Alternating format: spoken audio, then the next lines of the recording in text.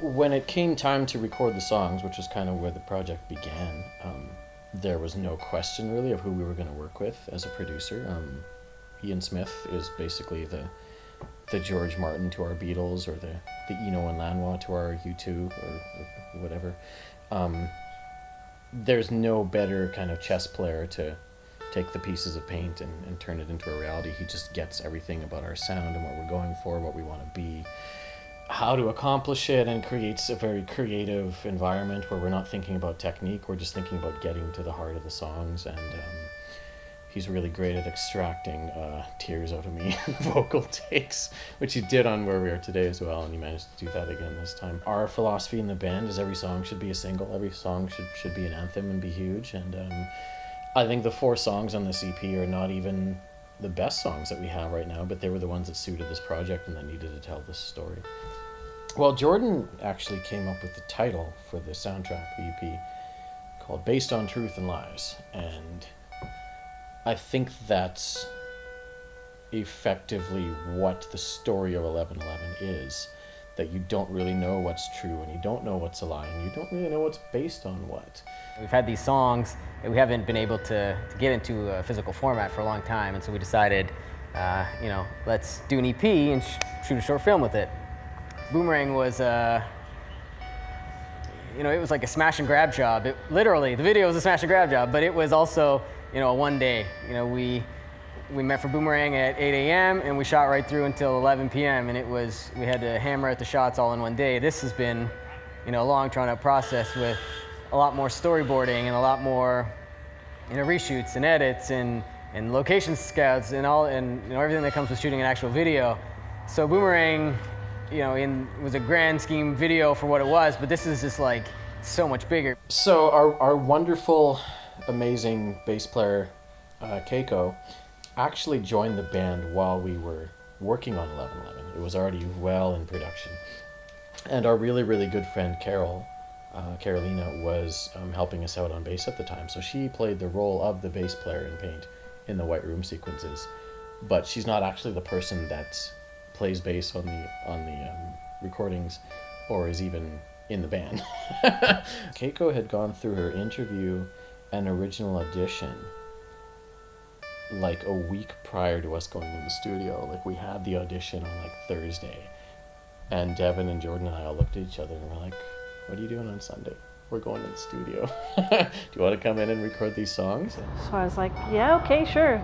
They were songs that I had learned for the audition anyway, so I thought, okay, well, we can give it a shot. And we went down to the studio, and it was a lot of fun.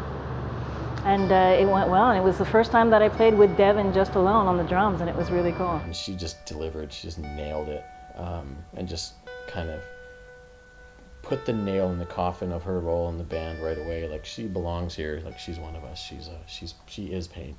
When she's gone is very fast driving, we've arrived, let's start things properly. It's very kind of sexual in a way as well. When She's Gone is like our dancey club number almost. It's big woes and yeahs, but then it gets into like some cool like synth grooves, and it's just like a big fun dancey song. Great track, fast, up-tempo, kind of dancey, fun to play live and a blast to record. It's very melodic, and so what I really enjoy about the song is the pace that it has and just the kind of a swing that it has specifically on the bass, that it just, you've got this rhythm going and then all of a sudden you go into this really melodic kind of space, and I really enjoyed it.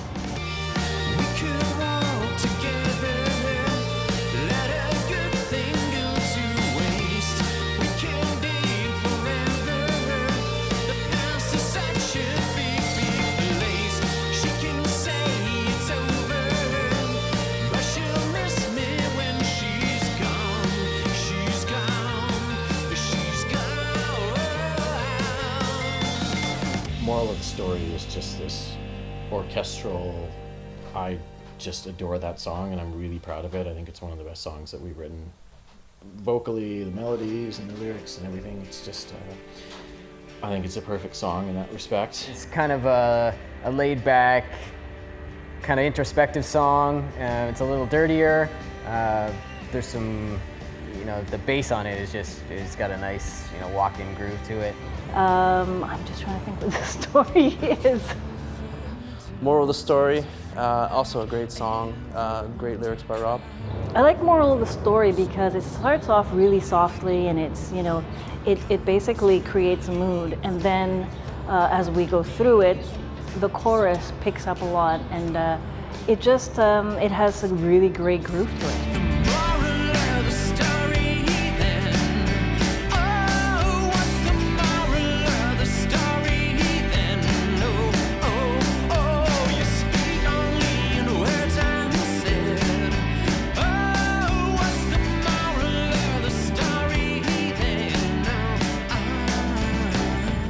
Bonfire Vanities is really moody and wistful and longing and sad, but hopeful in the end. Ian actually made me rewrite the last chorus to not just keep repeating it and say, no, let the protagonist take ownership over things in the end, which is funny because then it matches with the scene where Trevor really does take ownership over himself. And Bonfire is kind of our big, grandiose love song where, you know, it starts out all solemn and, you know, just Robb and a guitar.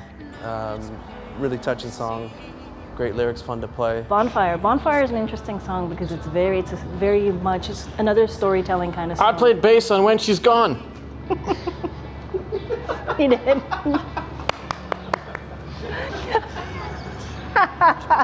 just builds and builds and builds until we get into this like huge ending where, you know, we're just all giving it all we got, and it just comes together into this like really melodic, lots of harmonies. It's just this big ending.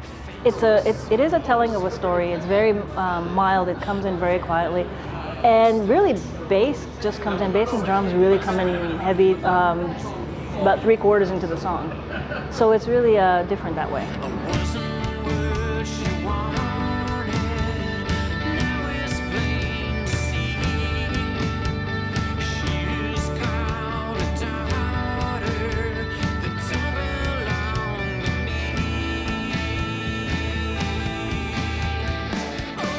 Shattered Hearts is just our stadium rock anthem. It's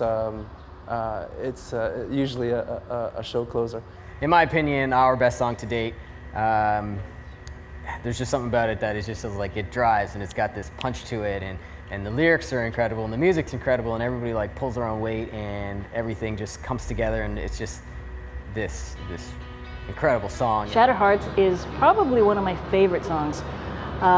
It just has a really awesome bass groove, and it's very rhythmic, so I play a lot of syncopated lines. I play a lot of accents on that. And I just love that rhythmic nature of that song. It's definitely a showstopper when we play that one live. It's a killer song. Especially in the context of this film being Act 4 and the last piece, I think that song really gives it that lift in the end with this ambient intro, and then once that rhythm section kicks in, it's just like we're taking off into the stratosphere, which is unbelievable production. Fit. Lame.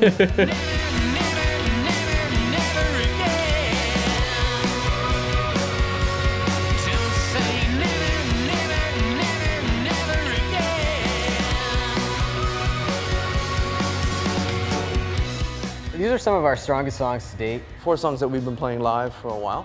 So when we got in the studio, we were more than ready, more prepared. It was great to put them, to record them. It's actually, I've been with Paint for a few years now, but this is my first opportunity to actually record with Paint.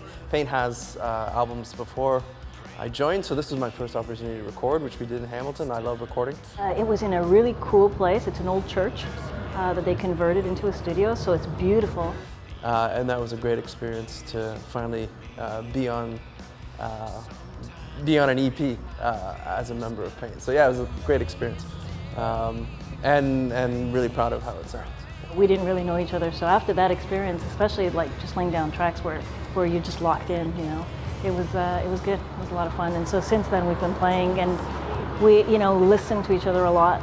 So I think that's the main focus for us, is just locking into each other and letting Robb do his thing, letting Jordan do his thing. So, you know, I've done lots of studio and lots of CDs and albums, but never anything in this, you know, this medium. So it's been a cool experience for me to see it from that side as well.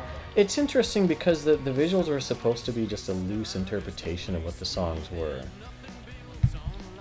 I'm kind of, especially as a lyricist, I'm not of the opinion that lyrics should be too revealing. I think it's really, they become the property of the audience as soon as the song comes out. As soon as you record it and put it out, it's not yours anymore.